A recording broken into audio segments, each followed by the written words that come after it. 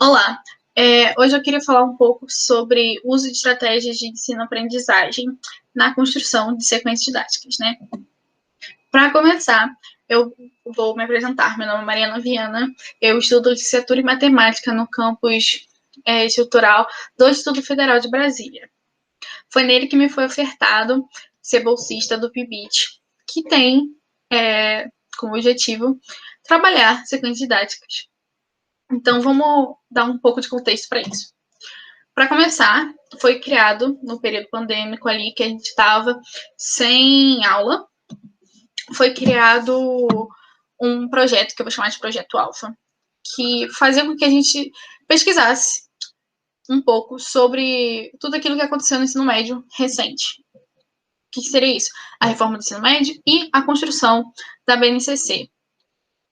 Então, a gente começou a pesquisar sobre o que seria, o que foi a reforma, como ela se elaborou, o que ela embaça, o que ela muda, o que ela trabalha e como isso afetou a construção da BNCC, como a BNCC está diferente do fundamental, o que ela trabalha, quais são as habilidades, principalmente visando a matemática, que é o nosso foco. Então, a partir disso, a gente criaria sequências didáticas que trabalhassem as habilidades e competências da BNCC, mas que fossem trabalhadas nos itinerários formativos que foram implementados conforme o novo ensino médio. Então, foi criado um projeto beta, que é o PIBIT. Nesse projeto, a gente tem como nome, que já explica um pouco sobre ele, então eu vou falar qual é o nome, Metodologias Ativas e Tecnologias Educacionais no Novo Ensino Médio, concepção de sequências didáticas, apoiadora do itinerário matemático da unidade temática Probabilidade Estatística. Ou seja, o PIBIT vai trabalhar o uso de metodologias ativas na construção de sequências didáticas com foco em probabilidade estatística. Então, já diz um pouco sobre o que eu teria que fazer. O PIBIT é um programa institucional de bolsas de iniciação em desenvolvimento tecnológico e inovação. Então, seria algo para realmente criar um material novo. Com isso, foi o primeiro passo que eu tive. Como eu vou fazer? Vou pesquisar. Eu já tinha começado minha pesquisa no Projeto Alfa, eu desenvolvi no Beta, que veio depois. O Projeto Alfa teve início ali perto do meio do ano de 2020, e o PIBIT, para mim, comigo, como bolsista, começou em janeiro de 2021, desse ano. Então, eu já tinha começado a pesquisa, mas eu tinha que focar um pouco sobre os itinerários formativos, se já tinha algum, porque já tinha passado um certo tempo. Então, eu foquei um pouco mais na pesquisa de como está sendo as escolas, se tinha algum material sobre isso, o que eu realmente podia trabalhar disso. Então, eu comecei a visualizar também probabilidade estatística, o ensino dela, como podia fazer. E daí, visando a construção da sequência didática, eu pesquisei metodologias ativas, que é o fato que mais chama atenção. Eu acho que é a primeira parte do nome, já diz, do projeto. Então, através de cursos, através de pesquisa de autores, eu consegui mais ou menos visar o que eu queria, mas eu não conseguia começar. Eu saberia que eu queria trabalhar uma oficina com os alunos que trabalhasse primeiro a probabilidade, depois a estatística, com resultados do que eu trabalhei em probabilidade. Então, eu já sabia o que eu queria, mas eu não sabia como eu ia começar, né? Eu acho que é um problema, acho que da maioria dos alunos que tentam começar qualquer trabalho, qual é o primeiro passo? A partir do primeiro passo a gente consegue. Então, para trabalhar isso, eu tive certa dificuldade. Mas, ao pesquisar metodologias ativas, eu encontrei estratégias de ensino-aprendizagem, que são pequenos atos que você pode implementar ali na sua sala de aula, que geram vários fatores que você pode trabalhar. Você pode trabalhar em diversos objetivos diferentes. É exatamente isso que eu vou conversar com vocês. As estratégias de ensino-aprendizagem, elas são algo pequeno. Não precisa ser algo grande, mas se você quiser também pode ser.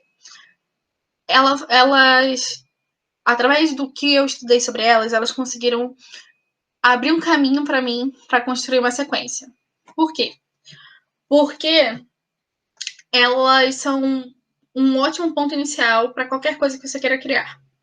Uma sequência didática é uma sequência de passos que você quer tomar para um objetivo. Então, é como se fosse um caminho para você obter aquilo que você deseja. Então, qual seria o primeiro passo do meu caminho? Então, eu decidi que seriam estratégias de ensino-aprendizagem, porque elas conseguem criar uma relação de 3 fontes diferentes. Por quê? Porque elas trabalham a comunicação entre o professor e o aluno. Você, através delas, consegue conversar com o aluno mais facilmente, mais levemente do que você conseguiria numa sala de aula.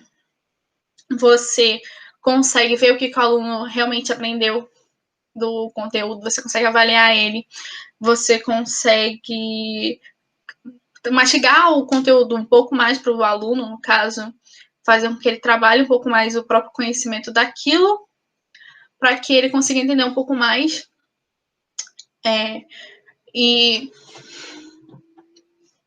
também você consegue ter mais participação do aluno. Por quê? Porque as estratégias são algo pequeno, algo que não tem muita duração, então você consegue reter o aluno por mais tempo. Além disso, elas são atividades mais dinâmicas. Então, por curiosidade, o aluno já começa a querer participar.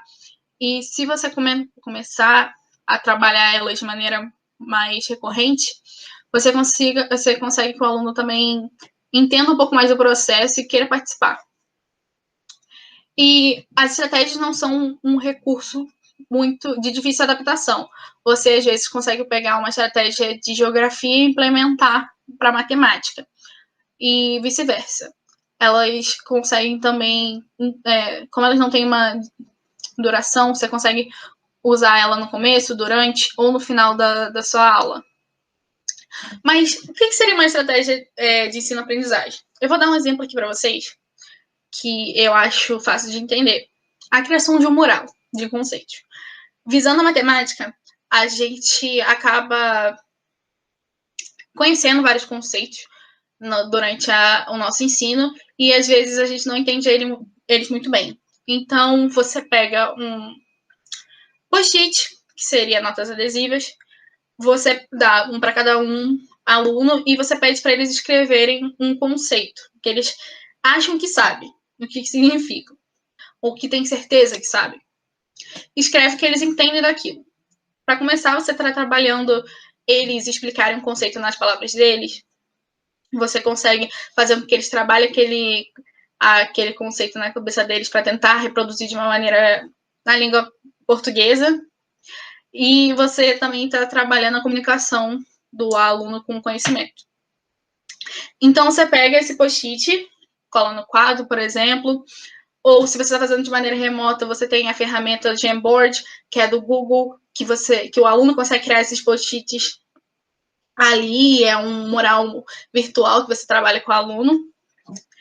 E você trabalha com ele cria, você pede para cada um conversar sobre aquilo que entendeu. Se alguém fez um conceito igual do outro, você pede para eles complementarem.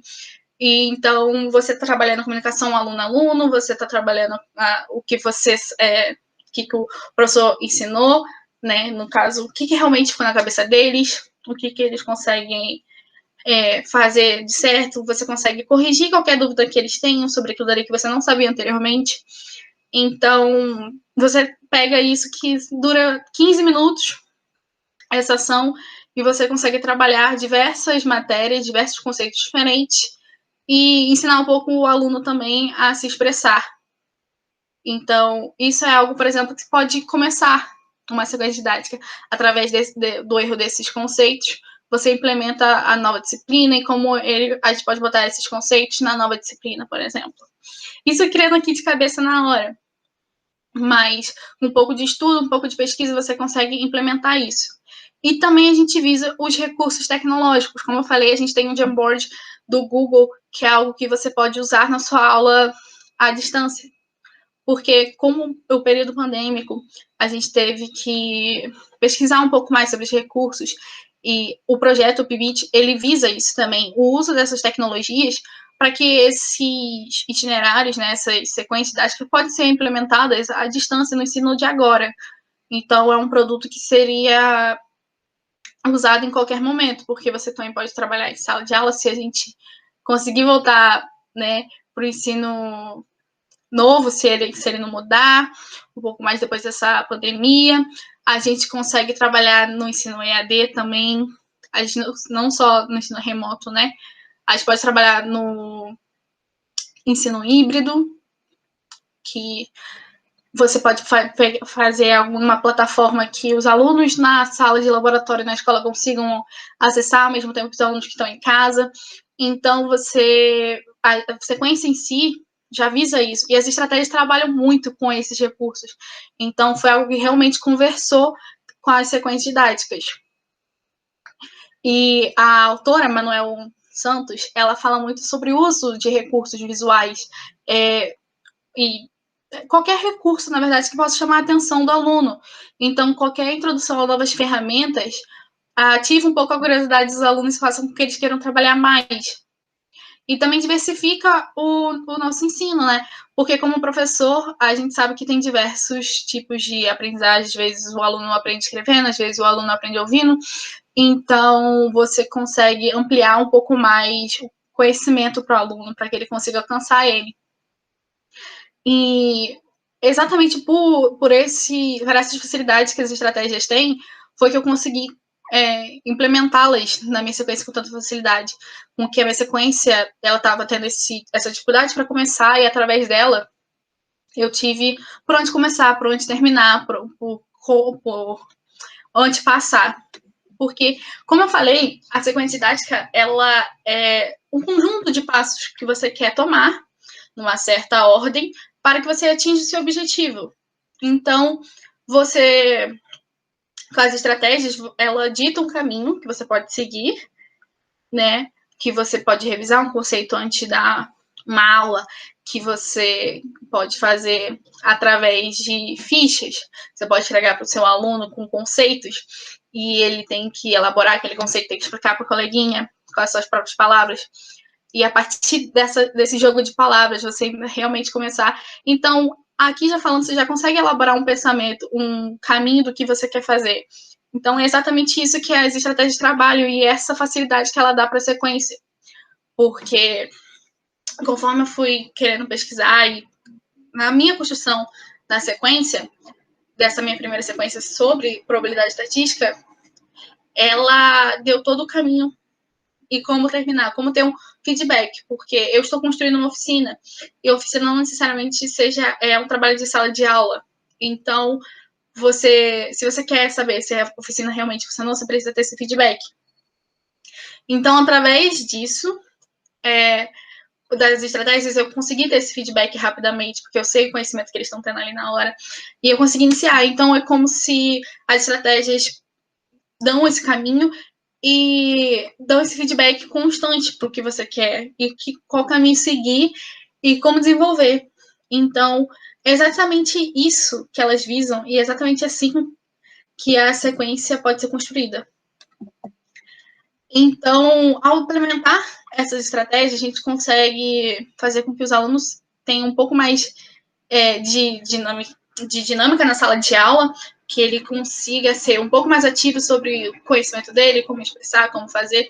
E quando você usa recursos tecnológicos, você também consegue fazer com que ele aprenda um pouco mais sobre como mexer sobre isso, ser um pouco mais crítico sobre as informações que recebe, como recebe, que é um dos objetivos que a BNCC dita. Então, você consegue trabalhar um avanço do próprio conhecimento do aluno, ainda mais nas disciplinas que sentem essas falhas de avaliações internacionais, por exemplo, como a matemática. Então, a gente consegue ver que, através dessas estratégias, a gente consegue implementar pequenos atos que não duram muito tempo, ou podem durar, depende do que você pode adaptar do jeito que você quiser, e faz com que a sua sala de aula seja um pouco mais dinâmica, mais ativa para os alunos e interaja um pouco mais com todos os participantes que tem numa sala de aula, né? Que seriam os alunos, o professor e o conteúdo. Então, a gente consegue dar esse fecho também com elas. Ainda mais visando a construção de qualquer passo a passo que você queira ter na sala de aula. Então, era isso que eu queria falar hoje. Obrigada pela atenção e pelo tempo. Esse trabalho do PIBIT e o PIBIT, o projeto, as construções e sequências que eu estou fazendo, é orientada pelo Dr. Emerson. Ele é meu orientador e, como eu falei anteriormente, ambos somos do Instituto Federal de Brasília. Aqui está nosso e-mail de contato. E as minhas referências para a construção do resumo,